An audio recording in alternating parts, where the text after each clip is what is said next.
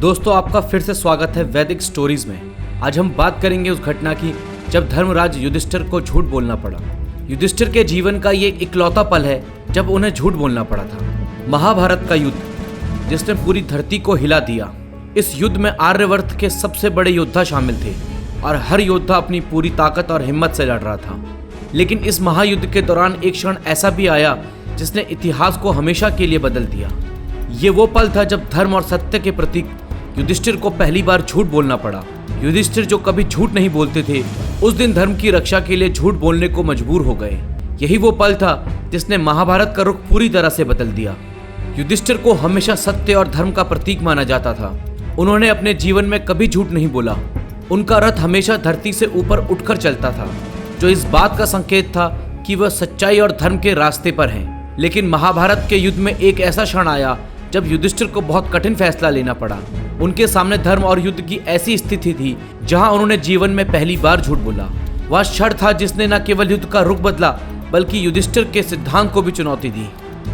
महाभारत का युद्ध अपने सबसे ऊंचे स्तर पर पहुंच चुका था। कौरवों के सेनापति द्रोणाचार्य अजय हो गए थे और उन्हें हराना नामुमकिन लग रहा था। उनकी युद्ध कला और रणनीति ने पांडवों को बड़ी मुसीबत में डाल दिया था। पांडवों के लिए यह युद्ध जीतना लगभग असंभव हो गया था। तब श्री कृष्ण ने एक योजना बनाई, एक ऐसी चाल जिसने युद्ध की दिशा बदल दी। यह चाल द्रोणाचार्य के अजय होने का अंत साबित हुई और युद्ध का नतीजा पांडवों के पक्ष में करने में सफल रही। कृष्ण कहते हुए, भीम, हमें द्रोणाचार्य को युद्ध से हटाना बहुत जरूरी है। जब तक वह लड़ाई में है, जीतना नामुमकिन है। तुम अश्वत्थामा नाम के हाथी को मारो और फिर जोर से चिल्लाकर कहो, अश्वत्थामा मारा गया।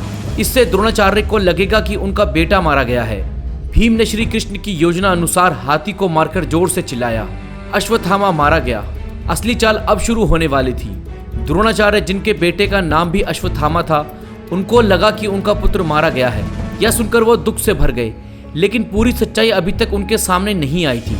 उन्होंने युधिष्ठिर की ओर देखा, जो हमेशा सत्य बोलने के लिए जाने जाते थे, ताकि जान सके कि सच क्या है।